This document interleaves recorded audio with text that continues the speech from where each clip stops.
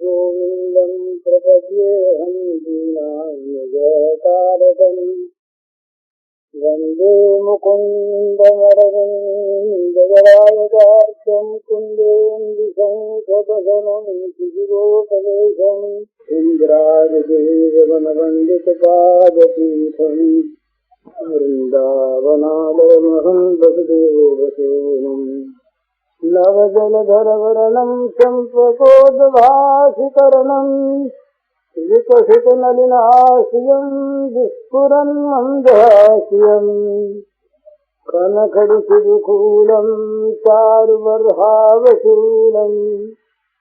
कमपि निखिलसारं नौनिगोपीकवारम्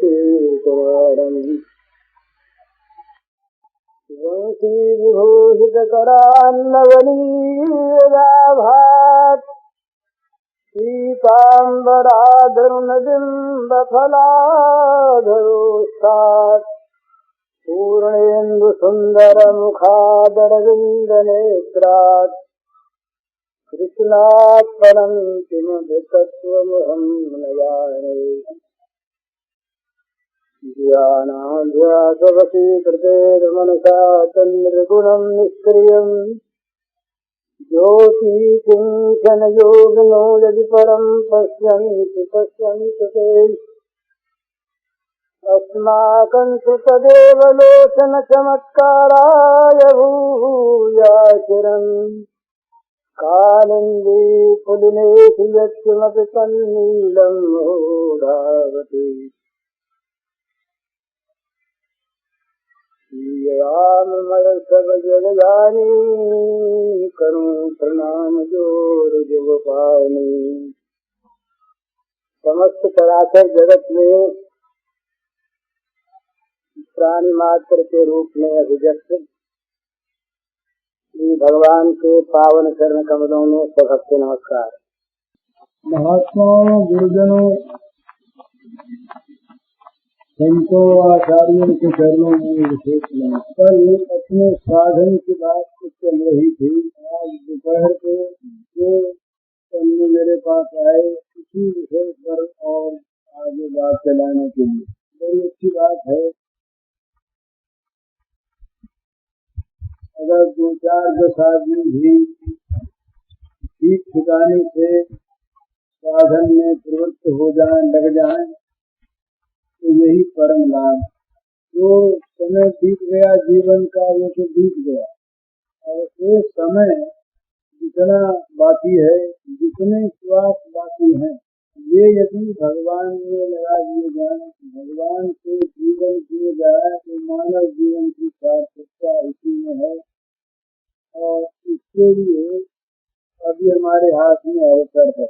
जब तक शरीर में प्राण है और जब तक वो सदा दुरुस्त हैं, जब तक इस प्रकार का कोई रोग नहीं आ जाता जिससे सारी इंद्रियां, मन, बुद्धि बेकाम हो जाए, तब तक अवसर। भक्त ने इसी से कहा कि सदतम संजरान थे अध्ययनसा प्राण प्रयाण समय सभवात संसारोधन विधौ नरणम विचकस्ते। कहते हैं, हे भगवान, आपके चरण कमलों में, आपके चरण कमल रूपी कुंजर में मेरा मन आज ही जाकर के प्रविष्ट हो जाए। पता नहीं जब बात चित्त से कंठ मिल जाएगा तब स्मरण कहाँ होगा। अजय में लिखत मानस राजहंस, मेरा मानस रूपी राजहंस आज ही पिंजरे में प्रवेश कर जाए। अभी तो जितना जीवन अवशेष है उतने जीवन को भगवान में लगा देना बुद्धिमानी है, और ये अवसर अभी हाथ में है। तो जितने लोग इसमें लग सकें, जितनी मात्रा में लग सकें, जितनी कुछ तो काम होगा ही। तो सज्जन आज मिले जो उन्होंने बताया कुछ दिया और पानी की खरीद दे दिया, थोड़े पैसे में वो गुजर करते हैं और उसमें से भी बचाकर वो भगवान की सेवा में लगाते। अधिक समय उनका भजन में लगता है और मन में कोई कामना वासना विशेष बताती नहीं है। कुछ उनमें उन्होंने अपनी त्रुटियां बताई, त्रुटियां सभी में रहती हैं। उनके लिए वो पूछ रहे थे क्या करना चाहिए। तो मनुष्य में यदि ये लगन आ जाए इस प्रकार की, जैसे कोई आदमी धन कमाना चाहता हो और वो बड़ी लालसा के साथ पता लगाए कि कौन से काम में धन आएगा, कौन से काम में धन जाता है, कौन कौन सा काम हम न करें, और वो सच्चे मन से इस बातों को जानना करना चाहता है, इसी प्रकार से साधना के क्षेत्र में मनुष्य को करना चाहिए कि क्या करें कैसे करें। तो कल अपनी एक बात हुई थी, उस बात को बार बार मन में याद करने की आवश्यकता है, दोहराने की आवश्यकता है कि हमारा प्रत्येक काम भगवत प्रीति के लिए, भगवान की सेवा के लिए होना चाहिए। उस काम में और उस काम के फल में आसक्ति नहीं होनी चाहिए। इसका अर्थ ये नहीं कि उस काम का कोई फल न हो। एक सज्जन ने कल ही शायद आज पूछा कि भाई हम किसी रोगी की दवा कराएं तो ये चाहेंगे कि रोगी अच्छा हो जाए, तो ये सकाम भाव हो गया तो फिर दवा न कराएं, क्या करें? दवा की समझने की बात है। हम रोटी खाने जाएंगे तो पेट भरेगा ही, इसी प्रकार दवा देने से कोई किसी का रोग अच्छा होगा ही। तो दवा आपने दी, उसका रोग अच्छा हुआ, ये तो हुआ कर्म। इसका फल आप भगवान को अर्पण कर दें, उसका फल आप न चाहें, अच्छे कर्म का अच्छा परिणाम तो मिले, ये तो बड़ी अच्छी बात। उसका फल आप भगवान को अर्पण कर दें, अर्थात भगवान की प्रीति के लिए उस काम को करें। तो दो बात इसमें सामने आती है, तो सब समझ कर करने की बातें हैं, इसलिए जरा ये समझा कर और समझ कर सही सुनी जानी चाहिए। दो बातें हैं, एक तो कर्म भी होना चाहिए शुद्ध। बोले भाई हम तो पाप पुण्य से भगवान के अर्पण करते, ये बात भी हो सकती है, पर जहाँ अर्पित बुद्धि भगवान में हो जाएगी वहाँ पाप होंगे ही नहीं, ये निश्चित बात है। ये पाप और पुण्य हम दोनों भगवान के अर्पण करते हैं और हम पाप भी करते रहेंगे, पुण्य भी करते रहेंगे, तो अर्पण बुद्धि हमारे अंदर आई ही नहीं। तो कर्म भी अच्छे हों, जिन कर्मों से वास्तव में हमारा और दूसरों का परिणाम में भला होता हो, ऐसे कर्म हों, और वो कर्म हो केवल भगवान की प्रीति के लिए, भगवान की पूजा के लिए। जैसे हम कोई व्यापार करते हैं तो व्यापार करने में दुकान करते, सब काम करते, माल लेते बेचते, आदमी रखते छोड़ते, बहुत काम करते, इन सारे कामों का उद्देश्य रहता है एक, धन कमाना। इसी प्रकार से हमारे सारे कार्यों का उद्देश्य एक, भगवान की प्रसन्नता, भगवान की पूजा, भगवान की सेवा, भगवत प्रीति। तो हर एक काम करते समय अगर आदमी सावधानी के साथ उस कार्य की प्रेरणा को देखता रहे, इस काम का हम आरंभ क्यों करते हैं, अपने किसी भोग के लिए करते हैं या भगवान की प्रीति के लिए करते हैं? तो भोग के लिए करने का अर्थ भी फिर समझ लें। भाई स्नान करेंगे तो अपनी गर्मी मिटेगी, शरीर शुद्ध होगा, भोजन करेंगे तो क्षुधा मिटेगी, शक्ति आवेगी। ये भोग नहीं है, ये तो जो कर्म करते हैं उसका होने वाला परिणाम है। भोग तो वो है कि जिसमें इंद्रियों की तृप्ति के लिए इंद्रियों को जिसमें रस मिले इस प्रकार की तृष्णा को मन में रखकर जो आंख से किसी को देखेंगे ही, आंख से देखना और चीज और भोग दृष्टि से देखना और चीज। तो भोग दृष्टि से हमारा कर्म हो रहा है या भगवत प्रीति के लिए हो रहा है, ये जहाँ समझ कर हम काम करेंगे वहाँ पर एक तो बहुत अधिक काम होने बंद हो जाएंगे, कम काम होंगे, क्योंकि समझ कर करेंगे ना, अनर्गल नहीं करेंगे। जो मन में आया सो किया, जो मन में आया सो बोले, ये नहीं होगा। बोलने के पहले भी सोचना होगा कि ये बोलना भगवान की प्रीति के लिए है या और किसी प्रेरणा को लेकर के है। तो बोलने में संयम आवेगा, मन के विचार में संयम आवेगा, शरीर की क्रिया में संयम आवेगा और साथ साथ उससे भगवान की पूजा होती रहेगी। तो एक बात तो ये साधक को देख लेती है, हमेशा इसको साधारण तौर पर सब समझ कर मन में कर लेना चाहिए कि हमारा प्रत्येक काम भगवान की पूजा के लिए हो। खाना, सोना, उठना, बातचीत करना, इंद्रियों के सारे व्यापार करना, ये सब हम रोज सवेरे शौच को जाए। अब शौच को जाए किस लिए? भाई अंदर का मल निकल जाएगा, शरीर शुद्ध होगा, शरीर स्वस्थ रहेगा, बीमारी नहीं होगी, ये सब बात थी। तो बीमारी नहीं होगी क्यों? फिर बीमारी न होकर रहने से क्या करेंगे? विचार से आराम लेंगे, थोड़ा दूसरा शरीर स्वस्थ रहेगा, खूब भजन करेंगे, खूब भगवान की सेवा होगी। बीमार रहेंगे, सेवा नहीं कर सकते। ये जीवन धारण करना भगवान के भजन के लिए आवश्यक, भोजन करना भगवान के भजन के लिए आवश्यक। तो मूत्र पुरुष सर्ग से लेकर यज्ञादि तक, भगवत पूजा आदि तक सारे कर्म केवल भगवान की पूजा के लिए। यद्यपि भगवत सेवा की जो कर्म है वो भी भगवत पूजा के लिए होना चाहिए, उसमें भी सकाम भावना नहीं होनी चाहिए, पर वहाँ थोड़ी सी छूट भगवान ने अपने स्वभाव से दे रखी है। भगवान के साथ किसी प्रकार से संपर्क हो जाए तो जैसे अग्नि के साथ संपर्क होने पर अग्नि की जो स्वाभाविक दाहिका शक्ति है वो जला देती है।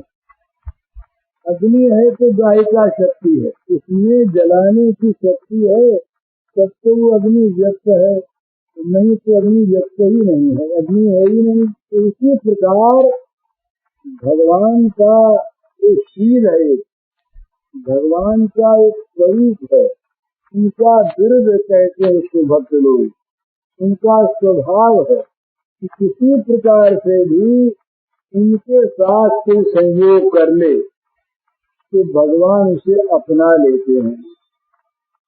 तो सकाम भाव से भी की हुई भगवान की भक्ति भगवान की कृपा प्राप्त करवा देती है, भजन में लगा देती है, इसलिए वो बहुत बढ़िया है।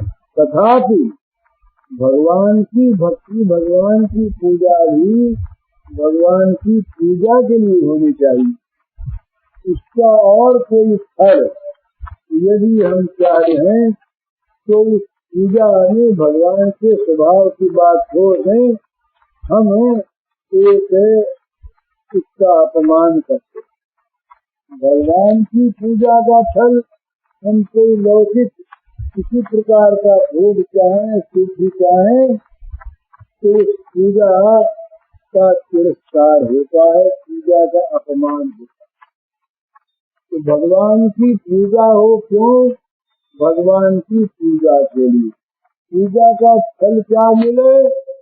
पूजा करने की वृत्ति और बढ़े, पूजा करने की शक्ति और बढ़े, पूजा करने की लालसा और बढ़े, ये पूजा का फल होना चाहिए। तो प्रत्येक काम भगवान की पूजा के लिए हो, ये साधक का पहला कर्तव्य। तो पूजा के लिए होने में पूजा के लिए कुछ सामग्री होनी चाहिए। पूजा की ये जो सामग्री में ये जो बाहर के फूल हैं, माला है, चंदन है, नैवेद्य है, ये सब भी पूजा में आवश्यक है। चाहे पंचोपचार में 5 चीजें आवश्यक हैं और सहस्रोपचार में 1000 चीजें आवश्यक, राजोपचार में अनंत चीजें आवश्यक हैं। तो इस प्रकार से वो तो है ही, तो पूजा से कुछ मानस सामग्री होती है। जो मानस सामग्री जो होती है वो है इसके आचरण के मानसिक गुण, सत्य, अहिंसा, प्रेम, दया, सेवा, अपरिग्रह, ब्रह्मचर्य, ये सब भगवान की सेवा के मानस पुष्प। इन पुष्पों की बड़ी आवश्यकता है। एक आदमी बाहर के फूलों से भगवान की पूजा करता है। यदि जैसा मैंने कहा भगवान की पूजा किसी भी सकाम भाव से की जाए, भगवान अपने स्वभाव के वश में है, इसलिए उसका कल्याण कर दे। सकाम पूजा भी भगवान की व्यर्थ नहीं जाती, वो भक्ति देकर भगवान छोड़ते मानते नहीं। तथापि एक आदमी बहुत से सुंदर बाहर की सामग्री से भगवान की पूजा करे और पूजा करने का वो फल ये मांगे कि आज रात को गीता भवन में डाका डालना है और सारे सत्संगियों को लूटना। ये भगवान आपकी पूजा में करता हूँ इन फूलों के द्वारा, और ये बड़ा सुंदर नैवेद्य लगाया है, बड़ा सुंदर ये आपके खाने के लिए भोग के लिए 56 भोग की सामग्री बनाई है, इतना फल लाया हूँ, बढ़िया बढ़िया हार है, आप मेरी पूजा स्वीकार करें और मुझे मेरी नीत मार्ग में सफलता मिले, इसकी व्यवस्था कर दें। अब भगवान इसके उत्तर में क्या करने से तो भगवान जाने। पर न्याय की बात यह है या तो भगवान उस पूजा को स्वीकार नहीं करें और दया कर देंगे तो उसकी बुद्धि ठीक कर देंगे, सर्वोत्तम की। और क्या करेंगे भगवान? लेकिन वो पूजा वास्तव में पूजा नहीं है, बाहर की सामग्री नदी है और इस सामग्री में की सामग्री भी जिसके पास हो वो कंजूसी न करे, तो बाहर की सामग्री न हो।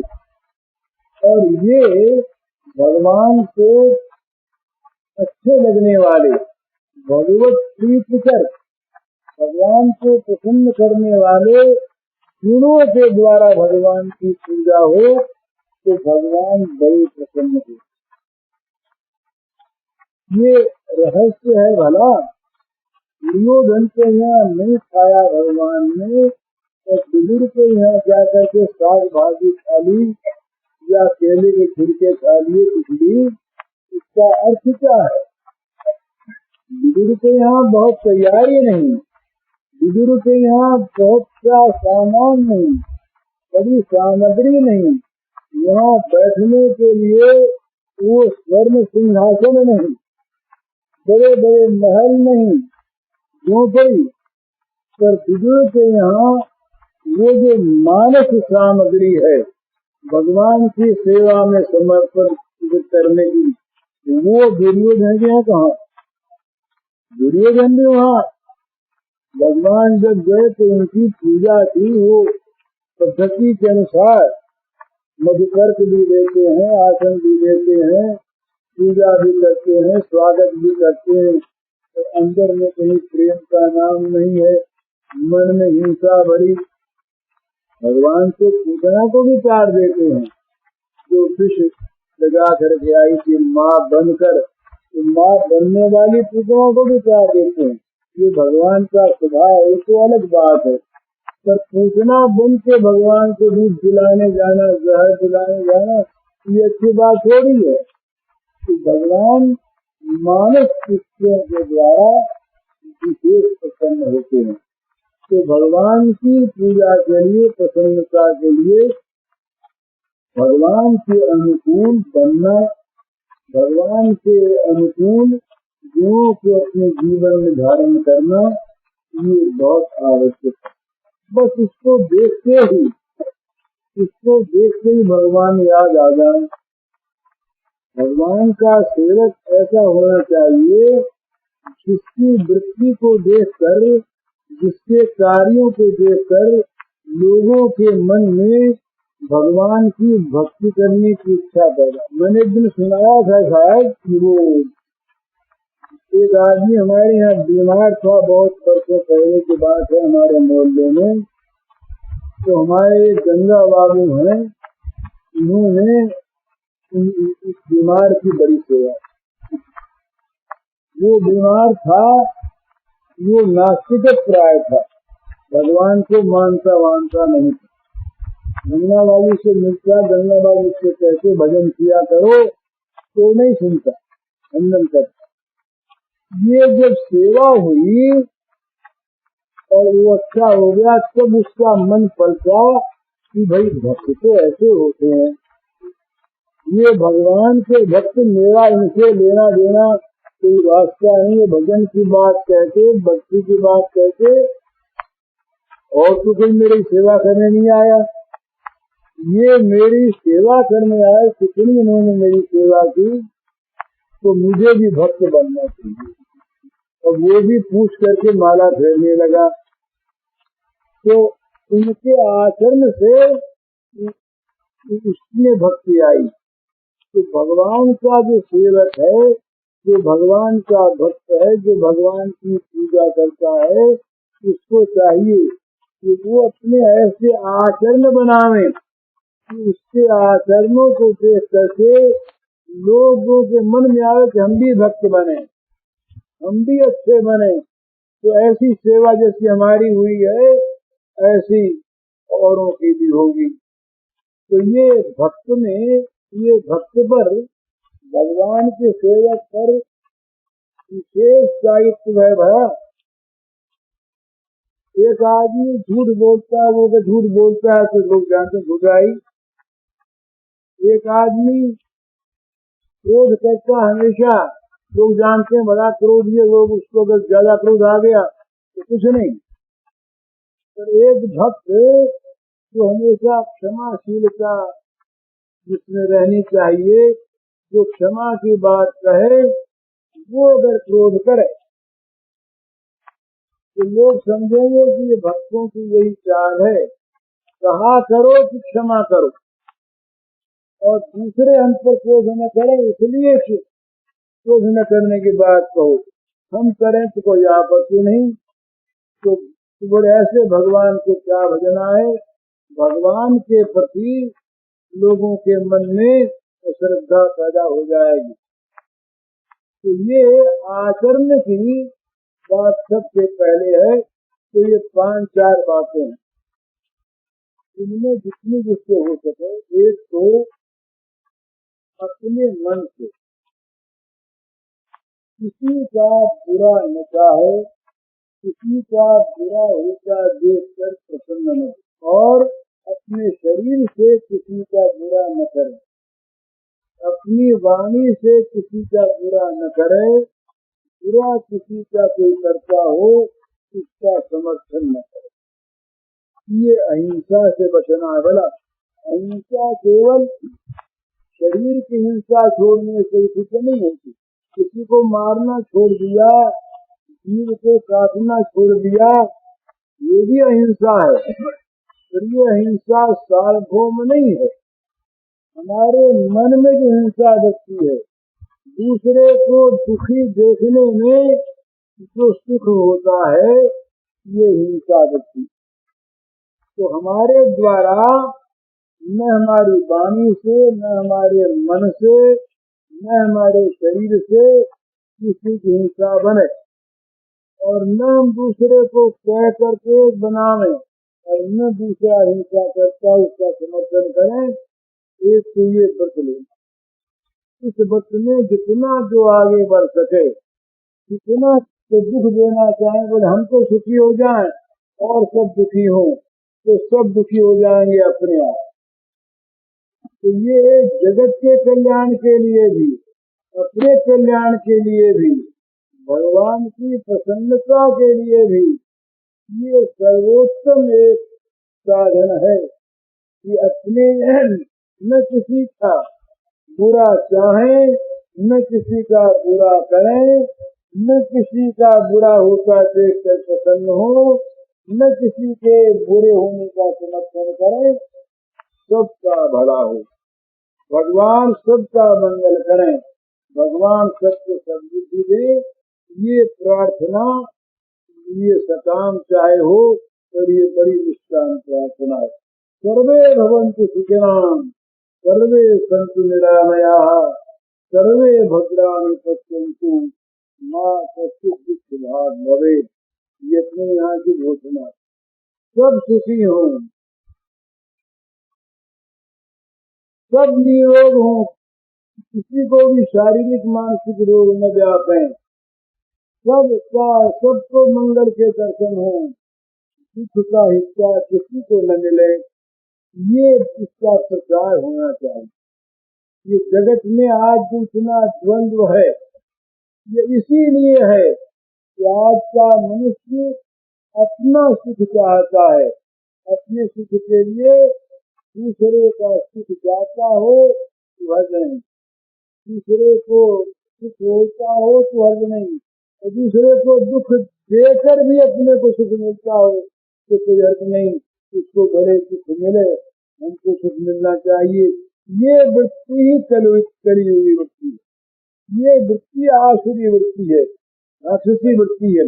ये वृत्ति जगत में जब तक रहेगी तब तक भले ही वो चंद्रमा के लोक में तो भले पहुंच जाए, उस लोक में न पहुंचे तो इधर चंद्रमा मान ले तो दूसरी बात है, लेकिन सुख शांति नहीं होगी,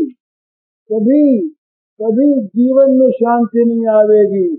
जीवन में जब तक अध्यात्म नहीं आवेगा तब तक वास्तविक मानव जीवन कभी सफल नहीं होगा, हो सकता नहीं, हो सकेगा नहीं, होना नहीं। तो ये हमारे यहाँ ये 5 जो यम हैं, अहिंसा, सत्य, से ब्रह्मचर्य, परिग्रह, ये 5 भगवान की पूजा के 5 फूल हैं।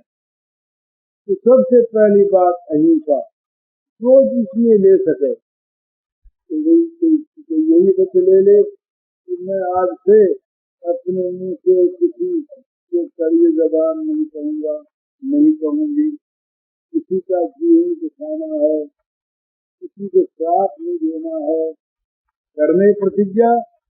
और उसके ये न सोचें कि टूट जाएगी तो पाप लगेगा। पहली बात है कि टूट जाए क्यों, और अगर कहीं ऐसी कोई विपत्ति आ ही जाए तो भगवान संभालेंगे। और फिर जितना हुआ उतना ही लाभ, हानि क्या हुई, पाप तो किया ही नहीं ना। बुरे काम में तो हमेशा हित है, अच्छे काम में भविष्य की शंका करके उससे हटे नहीं, बोले करते तो हैं। कई लोग पूछते हैं, बोले आप राम नाम का नीम जलवाते हैं और नहीं लेंगे तो फिर पाप लगेगा, इसलिए नीम नहीं लेंगे।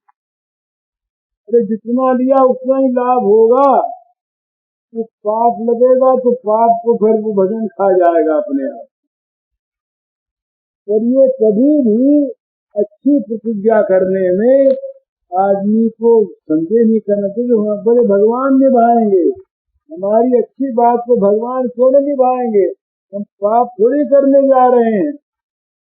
अच्छी बात को तो करेंगे ही। तो अच्छी बात के करने में, अच्छी बात का सुख लेने में मन में कभी शंका न करे, हार न माने, भगवान सहायता करेंगे। और मन में जरा डर रहे, थोड़ी बहुत कहीं किसी समय विपत्ति आवेगी, वो विपत्ति नहीं है, वो परीक्षा है। वो हमारे उस व्रत को और भी सुदृढ़ करने के लिए भगवान का भेजा हुआ उपहार है।